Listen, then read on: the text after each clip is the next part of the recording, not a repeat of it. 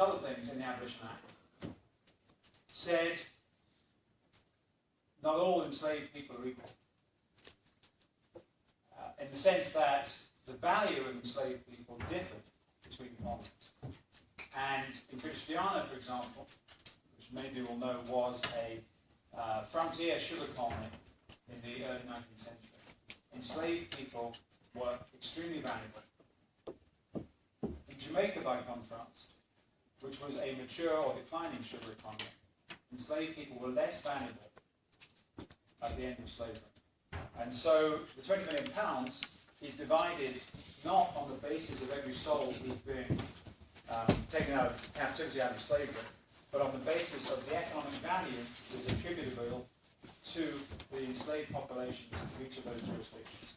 And the state worked this out by going back into the 1820s, looking at all the records they could find for the buying and selling of human beings in those colonies, and working out the average value of an enslaved person.